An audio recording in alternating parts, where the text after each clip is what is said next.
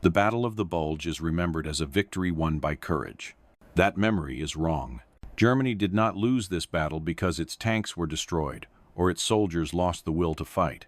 It lost because time was taken from it deliberately, systematically, and without mercy. In December 1944, the German plan worked. American lines broke, units fell back, and armored columns punched deeper into Allied territory than at any point in the West. By every tactical measure that mattered in the first days, the offensive was succeeding. What failed was speed, not because it was impossible, but because it was denied. No decisive victory was claimed. No enemy was annihilated. The battle was stopped by forces whose purpose was not to win, but to make winning impossible. History remembers heroes and battles. It rarely remembers delay. This is not the story you were shown. This is the story of how a war was shaped by the one thing Germany could not afford to lose: time. You think the Battle of the Bulge was decided by a single heroic stand? Stay with this story, because that's not how this war was won. Early hours of December 16th, 1944. The German offensive did not begin with chaos. It began with confidence. For weeks, German planners had studied the Ardennes sector with clinical precision. American units held the line there, some newly arrived, others exhausted from previous fighting, rotated into what Allied commanders considered a quiet front. The forested terrain, poor roads, and winter weather had convinced the Allies that no major attack could come through this sector again. That assumption was the opening the Germans needed. When the bombardment began, it achieved exactly what it was designed to do. Communications were disrupted, command structures fractured. Frontline units, many of them facing their first sustained combat, struggled to understand the scale of what was happening. Within hours, German infantry and armor were pushing through gaps that should not have existed. From the German perspective, this was not improvisation. It was execution. The offensive had a single overriding requirement: speed, not firepower, not attrition, speed. Every German calculation assumed that once the American front collapsed, armored columns would move fast enough to outrun Allied decision-making, fast enough to seize river crossings, fast enough to reach supply hubs, fast enough to split Allied forces before reserves could respond. For the first days, those assumptions appeared correct. American resistance was often brave, sometimes heroic, but frequently isolated. Units fought where they stood, but coordination was thin, and withdrawal routes collapsed as German armor surged forward. Entire formations found themselves bypassed, surrounded, or forced into desperate holding actions that bought time locally but failed to stop the broader momentum. German situation reports from the opening phase describe progress, not panic. They record captured prisoners, seized fuel dumps, open roads. They describe an enemy surprised and reacting, not anticipating. This was the moment German planners had waited for since Normandy. By December 18th, armored spearheads had penetrated deeper into Allied territory than at any other point on the Western Front. The bulge on the map was real and expanding. What mattered now was not whether the Americans could fight. They clearly could. What mattered was whether they could recover quickly enough. German doctrine understood this distinction well. Tactical resistance could be absorbed. Local counterattacks could be avoided. What could not be tolerated was delay at the operational level, the kind that forces armored columns to halt, redeploy, or fight deliberate engagements instead of racing forward. Time, at this stage, was not measured in days. It was measured in hours. Every hour lost meant Allied commanders had time to grasp the scale of the offensive. Every hour lost meant reserves could be reassigned. Every hour lost meant the weather might change, and with it, air power would return. German commanders knew this. That was why their attention remained fixed on the collapsing American front. The danger, as they saw it, lay behind them, not ahead. American forces, they believed, were the obstacle. Break them fast enough, and nothing else would matter. This belief was not irrational. German intelligence had tracked American dispositions closely since the summer. They knew which divisions were present. They knew which units were green, which were exhausted, and which were thinly spread. What they believed they knew, and what would soon prove fatal, was where the rest of the Allied strength was not. As German columns advanced westward, their maps showed empty space beyond the collapsing American line. Space that could be crossed, space that could be exploited, space that could be turned into decisive momentum. The offensive was never designed to grind forward. It was designed to flow, and for several critical days, it did. By the time Allied commanders began to grasp the scope of the breakthrough, German armor was already pressing toward the next phase of the plan, river crossings that would open the route deeper into Allied rear areas. From the German point of view, the battle was unfolding according to expectation. Resistance was heavier in some areas, lighter in others, but the overall direction remained intact. The danger, as they understood it, was not defeat. It was hesitation. The offensive could survive losses. It could not survive delay. What German planners did not yet understand was that delay had already begun, not in the form of a counterattack, and not as a dramatic reversal, but as a quiet shift in the structure of the battlefield itself. The American front was cracking, but it was not dissolving in isolation. Beyond the immediate fighting, decisions were being made that would change the rhythm of the campaign, decisions that did not seek to win the battle outright, but to slow it just enough. At this stage, no German commander believed the offensive was doomed. They believed it was fragile, but still recoverable. The path forward appeared open. The pace, though strained, remained acceptable. The enemy, they believed, was still the one in front of them. They had no reason yet to look elsewhere. And that assumption that the battle would be decided solely by how fast American resistance collapsed would soon prove to be the most dangerous miscalculation of the entire campaign. Because wars are not lost only when armies are destroyed. They are lost when time is taken away. And time, at this moment, was already slipping out of German hands, even as their tanks continued to move forward. Momentum is a dangerous thing in war, not because it lies, but because it convinces. In the days following the breakthrough, German commanders saw exactly what they expected to see. Maps showed progress. Reports confirmed distance gained. Enemy resistance, while stubborn in places, appeared fragmented and reactive. This reinforced a critical belief that the offensive was still moving fast enough. German armored doctrine had always emphasized exploitation. Once a breach was achieved, the priority was not to fight every enemy encountered, but to bypass, outpace, and isolate. The battlefield was not something to be cleared, it was something to be crossed. That logic shaped every decision made in the opening phase of the Ardennes offensive. American units that stood and fought were often left behind. Roads mattered more than villages. Bridges mattered more than terrain. Every kilometer gained without a major fight felt like confirmation that the plan was intact. But speed in war is not measured by distance alone. It is measured by friction, and friction was quietly increasing. German columns began to encounter resistance that did not behave as expected. Not decisive engagements, not counterattacks designed to destroy, but actions designed to force deployment to slow movement just enough to disrupt rhythm. Vehicles were forced off roads. March columns had to reorganize into combat formations. Reconnaissance units reported contact where intelligence maps showed none. None of this appeared catastrophic. Each incident, taken alone, seemed manageable. A delay of an hour here, a detour there, a brief pause to bring forward infantry or anti-tank support. Individually, these were inconveniences. Collectively, they were corrosive. German commanders remained focused on the American front because that was where the fighting was loudest.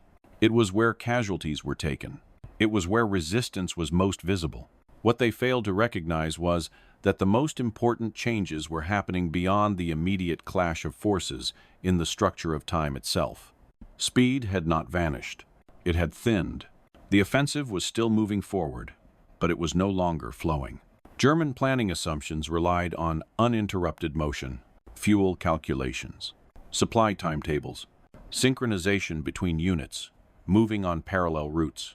Once that synchronization began to fray, every subsequent movement required coordination instead of instinct. Coordination takes time, and time, at this stage of the campaign, was not a resource the Germans possessed in excess. Every hour spent deploying to fight meant an hour not spent advancing. Every hour spent regrouping meant Allied commanders had an hour to react. Those reactions were already underway. While German attention remained fixed on the collapsing American front, the Allied command structure was doing something far more dangerous than resisting. It was reorganizing. Control of the northern sector of the battlefield shifted. For the Germans, this was invisible. For the Allies, it was decisive. The battlefield they were advancing into was no longer the one they had planned for. German intelligence had been accurate up to a point. It had mapped American dispositions with precision. It had identified weaknesses correctly. It had predicted collapse where collapse occurred. What it had not accounted for was elasticity. The assumption underlying the German plan was that once American resistance broke, the space beyond would remain empty long enough to be exploited. That assumption was never tested until now. As German units pushed westward, they encountered not an absence of opposition, but a change in its character. Resistance became less frantic and more deliberate. Positions were held long enough to impose delay, then abandoned before encirclement. This was not the behavior of an army collapsing in panic. It was the behavior of an army buying time. German commanders misread this shift. They interpreted it as exhaustion, as disorganization, as the final stages of an enemy running out of options. In reality, it was the beginning of something far more dangerous. Delay was no longer accidental. It was intentional. The German offensive had been built on the idea that the Allies would react slowly, that their command system would struggle to adapt. Confusion would cascade faster than decisions could be made. For a brief window, that assumption held. Then the window closed. The weather, which had grounded Allied aircraft and shielded German movement, became a ticking clock instead of a protective veil. Every day of overcast skies was a gift, but one that could not be counted on. German fuel stocks, already precarious, depended on continued forward movement. Stalled columns consumed fuel without gaining ground. Detours burned reserves faster than planned. The offensive still looked successful on paper. The Bulge still grew. The distance gained still impressed. But the logic of the campaign had begun to reverse. The Germans were still advancing, but no longer on their own terms. What they faced was not a wall. It was a net, a structure designed not to stop them outright, but to slow them at precisely the points where speed mattered most. This distinction was subtle. It did not announce itself with dramatic reversals or decisive battles. It revealed itself only in hindsight, when commanders began to realize that the time they thought they still had was already gone. The greatest danger of momentum is that it masks loss until it is too late to recover. German commanders believed the offensive remained salvageable because it had not yet been defeated. They mistook the absence of destruction for the presence of opportunity. But war does not reward effort alone. It rewards timing. And timing was slipping. The offensive had not yet failed, but it was no longer inevitable. Somewhere between the first breakthroughs and the approach to the next objectives, the campaign crossed an invisible threshold. Beyond that point, success no longer depended on how fast German units could move. It depended on whether the enemy could be forced to react faster than they could reorganize. That race was already being lost. Not because German soldiers stopped fighting, not because their tanks stopped moving, but because the battlefield they were advancing into was no longer empty, and the time required to recognize that fact was time they could not afford to spend. The illusion of momentum is powerful. It convinces armies they are still winning right up until the moment they are not. And by the time German commanders began to sense that something fundamental had changed, the forces responsible for that change were already in position. They just hadn't revealed themselves yet. Wars do not turn at the moment of impact. They turn at the moment of decision. By December 19th, 1944, the German offensive had reached its deepest penetration.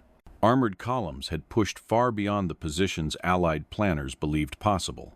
The bulge on the map was undeniable. And yet, something essential had shifted.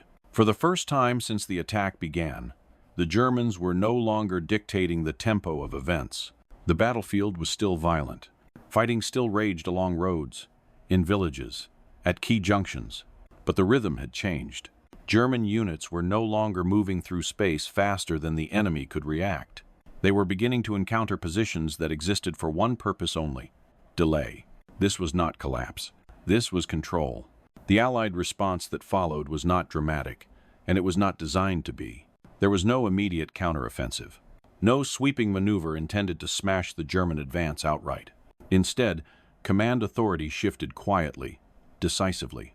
Responsibility for the northern sector of the breakthrough passed to a commander whose approach to war was defined not by speed, but by structure.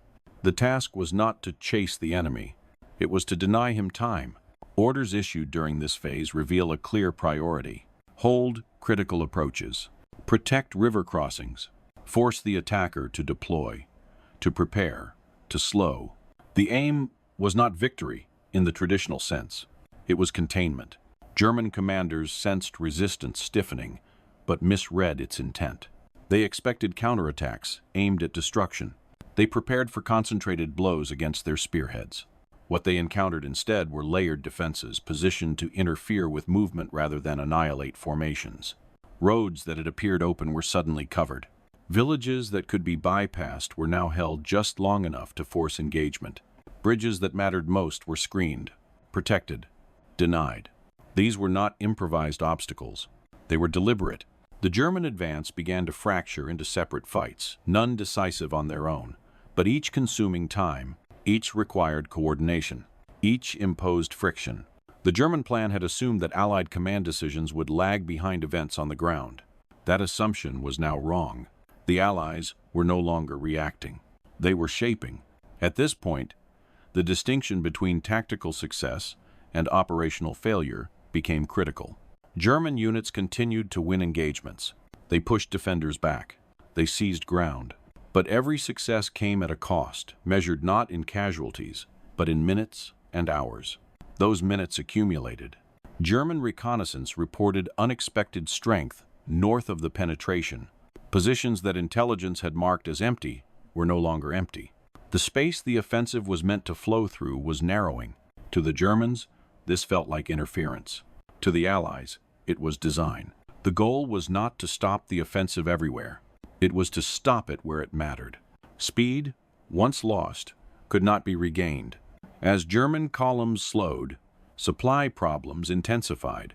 Fuel shortages became harder to solve because stalled units consumed fuel without advancing.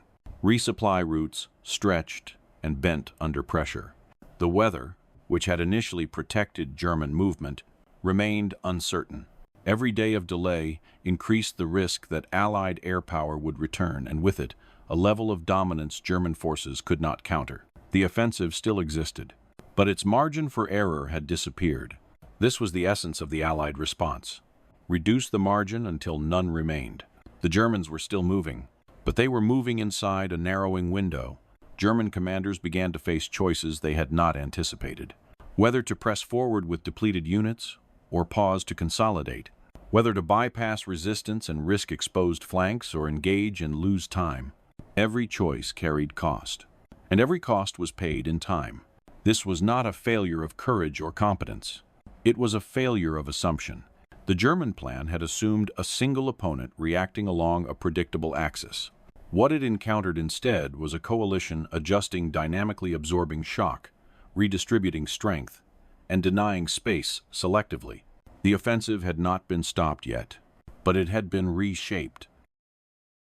Germans were now advancing into a battlefield that was being deliberately structured against them. This was the moment when the outcome ceased to depend solely on German speed. It began to depend on Allied coordination. And coordination, unlike speed, could increase over time. The shift was subtle. It did not announce itself with dramatic reversals or decisive battles. It revealed itself only in the growing difficulty of moving forward without interruption. German after-action reports from this phase reflect confusion rather than panic. They describe unexpected resistance, unanticipated deployments, delays that could not be explained by enemy collapse or terrain alone. What they did not yet grasp was that the battle had entered a different phase. The objective was no longer breakthrough. It was endurance. For the Germans, endurance was a losing proposition. Their offensive had been designed to succeed quickly or not at all. It had no depth beyond speed. No plan for sustained resistance once momentum was lost. The Allies understood this. They did not need to win immediately. They only needed to make sure the Germans could not. By the time this reality became clear to German commanders, the forces responsible for imposing delay had already done their work.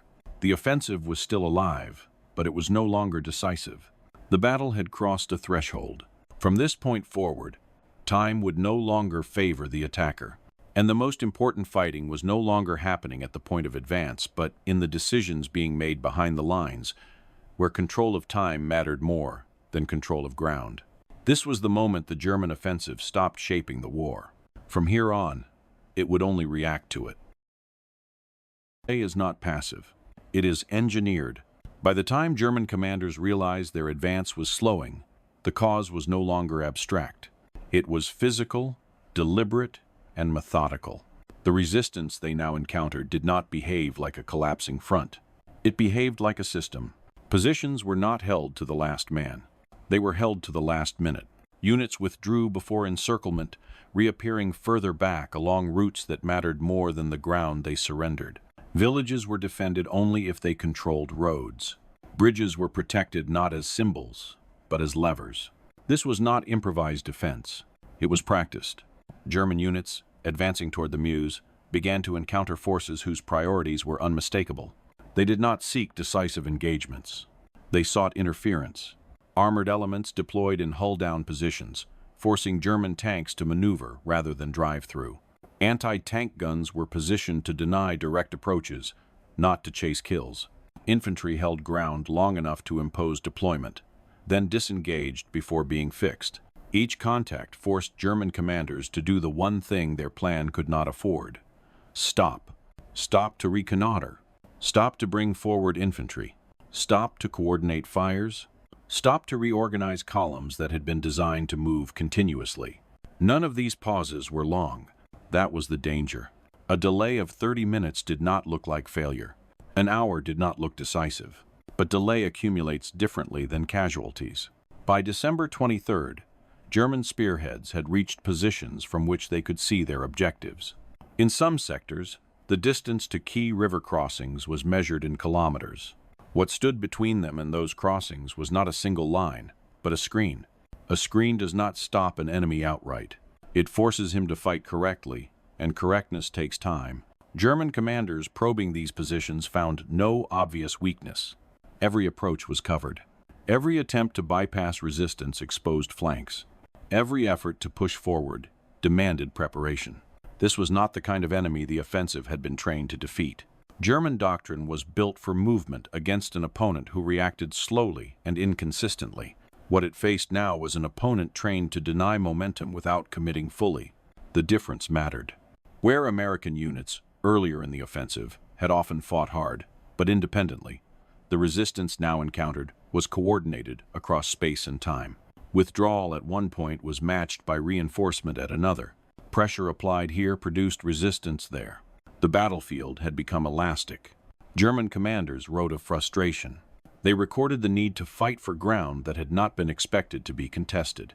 They described the sensation of advancing without advancing, moving forward geographically while losing time operationally. The weather remained poor, but no longer predictably so. Every day spent stalled increased the risk of Allied aircraft returning in strength.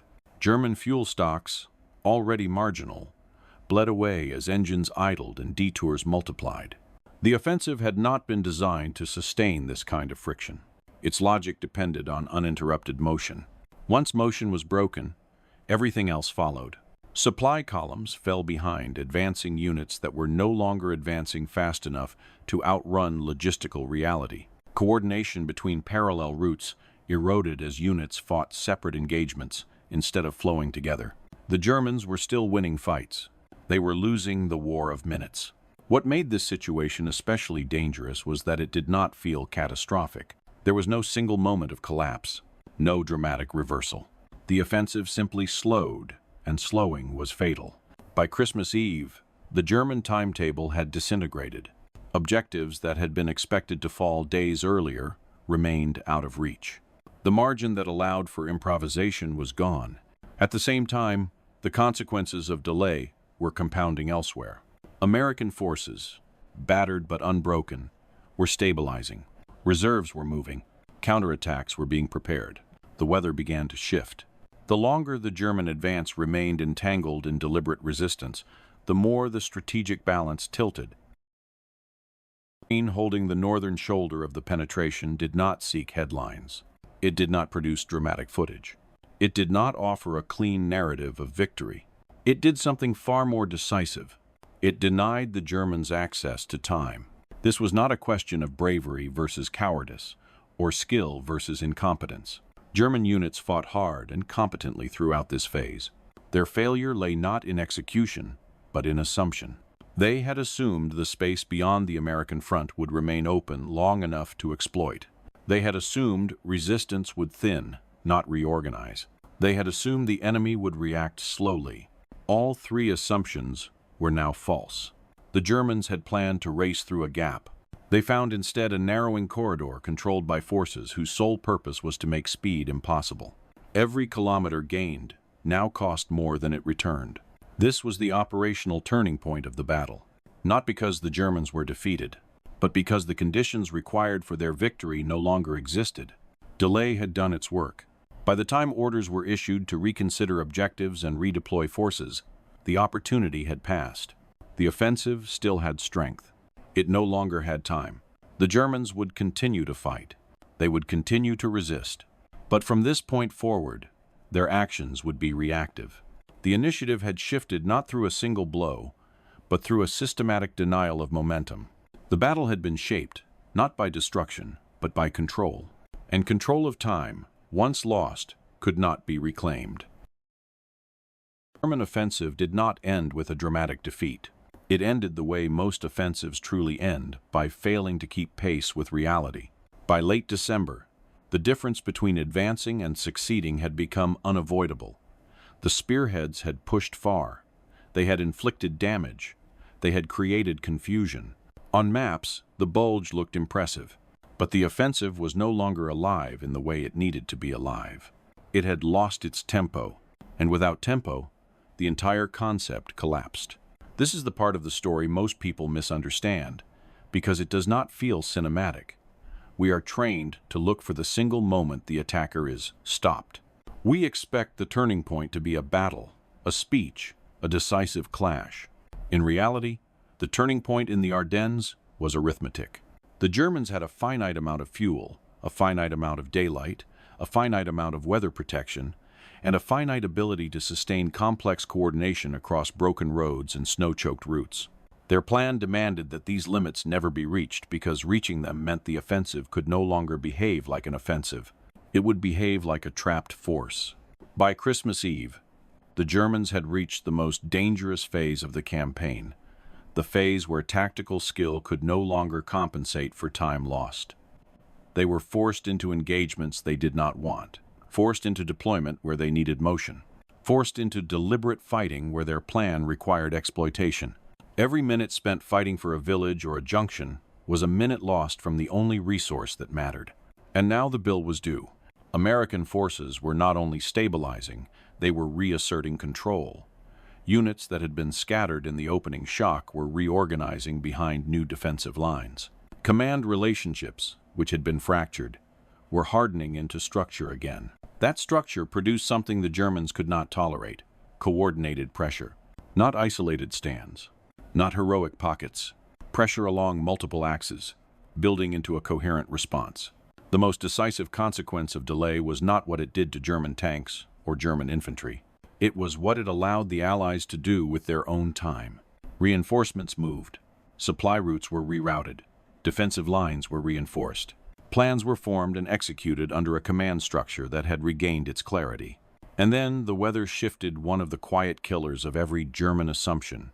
For days, cloud cover had protected German movement from Allied aircraft.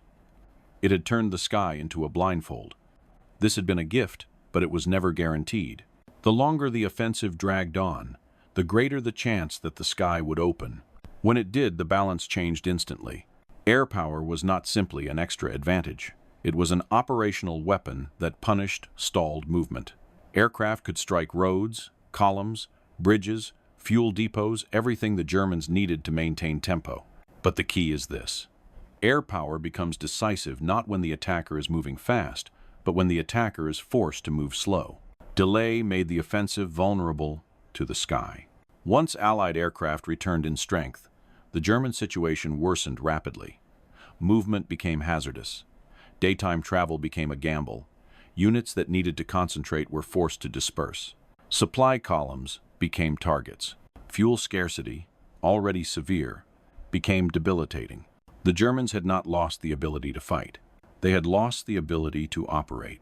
At the same time, American counterattacks began to bite into the Bulge from the south. Even where these attacks did not immediately destroy German forces, they did something just as important. They threatened the integrity of the penetration itself. A penetration that cannot widen becomes a corridor. A corridor becomes a funnel. A funnel becomes a trap. German commanders now faced a sequence of choices that all led toward failure. Push forward and risk being cut off. Hold position and concede the initiative. Withdraw and admit that the offensive had lost its strategic purpose. None of these were the choices of a victorious army. They were the choices of an army whose plan had expired. This is why the obsession with what stopped the Germans misses the point. No single factor stopped them. The Germans stopped because the conditions required for success were no longer present. They needed speed to reach decisive operational objectives. They did not get speed. They needed fuel to keep armored columns moving. They did not get fuel. They needed weather to keep the sky closed. They did not get weather. They needed the Allies to remain disorganized. They did not get disorganization.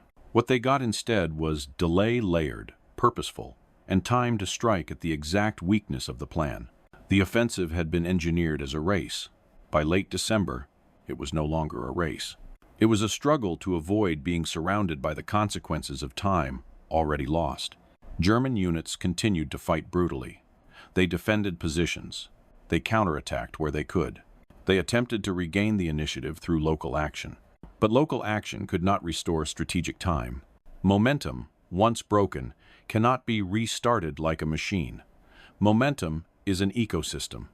It depends on synchronized movement, secure supply, and an enemy forced to react. Once the enemy has regained coordination, once the attacker has been forced into deliberate engagements, once fuel and weather become constraints instead of advantages, momentum becomes a memory. The Germans did not lose because they lacked courage. They lost because the offensive outlasted its own design. By the end of December, the withdrawal phase began not as a sudden collapse, but as an admission. The breakthrough had failed to produce its intended result. The Germans had won ground, but not the war-changing operational victory they needed. They had created a bulge, but not a rupture. The plan had required a decisive outcome before the Allies could recover. The Allies recovered. The plan had required speed to outrun coordination.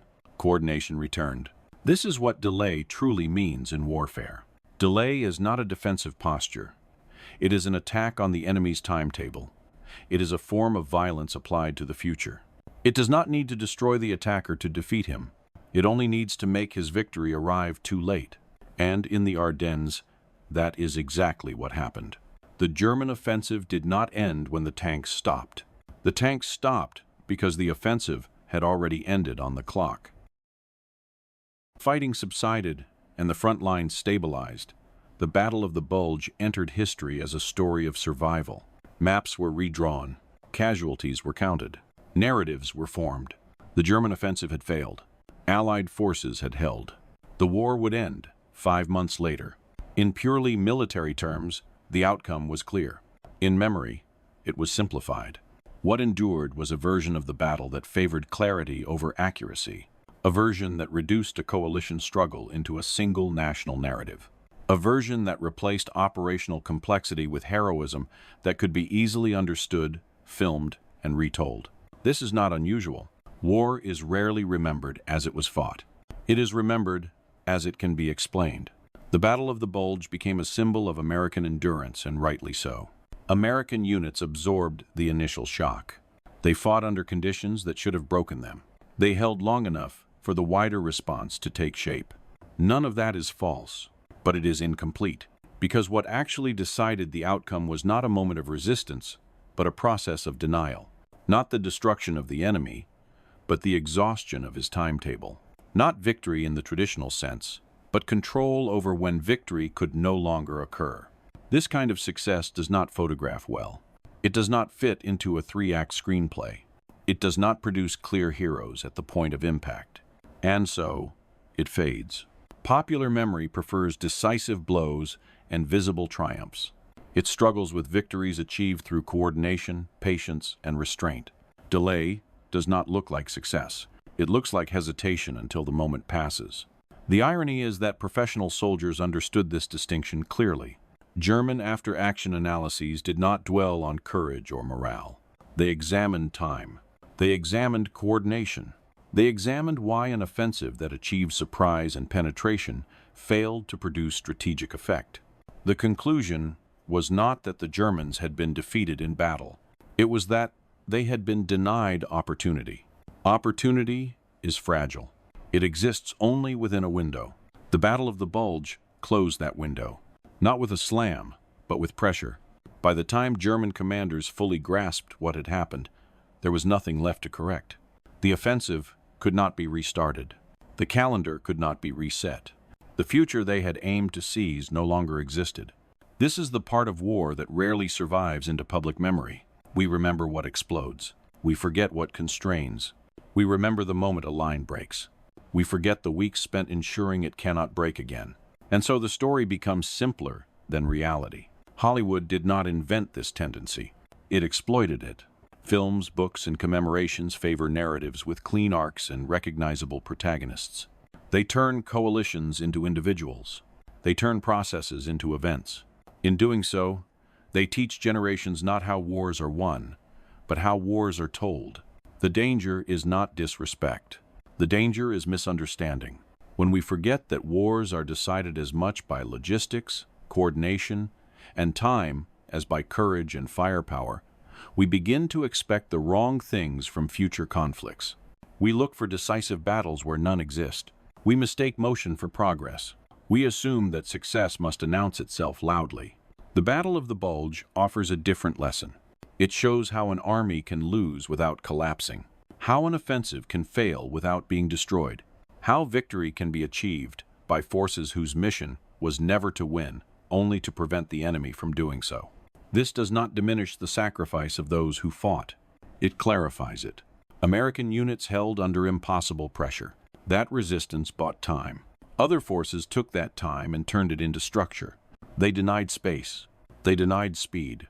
They denied the future the German plan required. Neither effort alone would have been enough. Together, they were decisive. Coalition warfare is messy. It resists simple storytelling. It produces victories that belong to systems rather than individuals. And systems are easy to forget. That is why the Battle of the Bulge is remembered as a heroic stand rather than a strategic denial. Why it is taught as a test of endurance rather than a lesson in operational art. Why delay the weapon that truly mattered rarely appears in popular accounts. Yet delay decided everything. It turned a breakthrough into a bulge. It turned momentum into overreach. It turned surprise into exhaustion. It ended the last German offensive in the West. Not because the Germans were destroyed, but because they ran out of time. That is the reality beneath the story. Wars are not always won by those who advance the farthest. They are won by those who decide when advancement no longer matters. The Battle of the Bulge was not the victory you were shown. It was the victory that arrived too quietly to be remembered. Until now. The story changed how you understand the Battle of the Bulge. Explore the next documentary where another famous victory hides a truth most people were never shown.